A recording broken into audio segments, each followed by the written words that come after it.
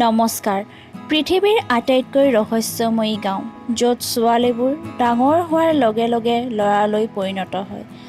আজি এই ভিডিঅ'টোত জনাম সেই ৰহস্যময়ী গাঁওখনৰ বিষয়ে। আপোনালোকে সম্পূৰ্ণ ভিডিঅ'টো চাব আৰু আমাৰ চেনেলটো ছাবস্ক্ৰাইব কৰি থ'ব। আৰু জানো আহকচোন ক'ত আছে সেই গাঁওখন। ল'ৰা-ছোৱালীৰ বাবে যৌৱনকাল এটা অদ্ভুত সময়। ইয়াৰ সময়ত যুৱক-যুৱতীসকলৰ মাত কঠোৰ হ'বলৈ ধৰে আৰু মেজাজত তীব্ৰ দোলাচল হয়। আজি আমি আপোনালোকক এনে এখন ৰহস্যময় গাঁৱৰ কথা ক'ম, য'ত এটা বয়সৰ পাছত ছোৱালীবোৰ ল'ৰালৈ পৰিণত হয়। লাছ এঞ্জেলাছ ভিলেজ হৈছে ডমিনিকান ৰিপাব্লিকৰ এখন গাঁও।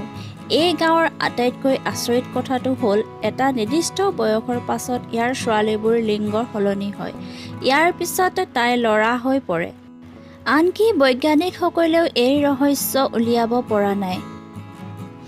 12 বছৰ বয়সতে পৰিৱৰ্তন ঘটে।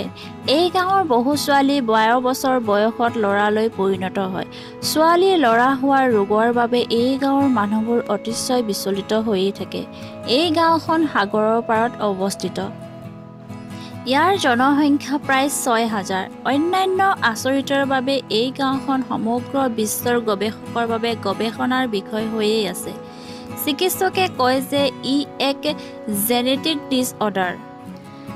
এই ৰোগত আক্ৰান্ত শিশুক স্থানীয় ভাষাত ছুইড হামৰাফ ডায়েট বুলি কোৱা হয়। অনুগ্ৰহ কৰি কওঁ যে যিসকল ছোৱালীৰ এই বিকাৰ হৈছে, তেওঁলোকৰ এটা বয়সৰ পিছত তেওঁলোকৰ শৰীৰৰ অংগবোৰ পুৰুষৰ দৰে হ'বলৈ আৰম্ভ কৰে। য'ত ছোৱালীৰ মাত পাতল হয়, তাত সিহঁতৰ মাত গধুৰ হ'বলৈ ধৰে।